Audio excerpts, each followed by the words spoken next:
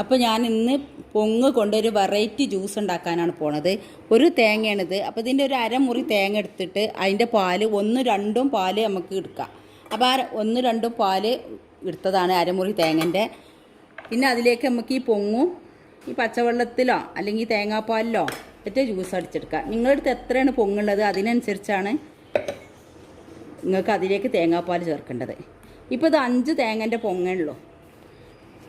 അപ്പോൾ നല്ലോണം കഴുകി എടുത്തിട്ടുണ്ട് കേട്ടോ. ഇനി നമ്മളിത് അരിച്ചെടുക്കൂല. അപ്പോൾ നമ്മൾ കഴുകിയിട്ട് വൃത്തിയാക്കിയതിൻ്റെ ശേഷം മാത്രം ഇതാക്കുള്ളൂ. അപ്പോൾ വൃത്തിയാക്കുക വെച്ചാൽ അതിന് തേങ്ങൻ്റെ ചകിരിയും ഇതൊക്കെ ഉണ്ടാവില്ല കുറേശ്ശെ. അപ്പോൾ അതാട്ടോ വൃത്തിയാക്കാൻ പറഞ്ഞത്. അപ്പോൾ നമുക്കിത് കംപ്ലീറ്റും കട്ട് ചെയ്തെടുത്തിട്ട് പഞ്ചസാര ഇട്ട് നമുക്കിത് ജ്യൂസ് അടിച്ചെടുക്കാം. ഇതിലേക്ക് തേങ്ങാപ്പാൽ ഒഴിച്ച് കൊടുക്കുന്നുണ്ട്. പിന്നെ അതിലേക്ക് വേണ്ട പഞ്ചസാര അത് എത്രയാണ് നിങ്ങൾക്ക് അളവ് വെച്ചാൽ അതിനനുസരിച്ച് പഞ്ചസാര ഇട്ട് കൊടുക്കാം.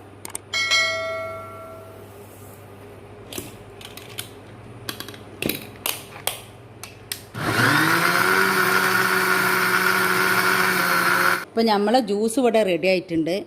കണ്ടോ, ഒഴിച്ച് കൊടുക്കാം.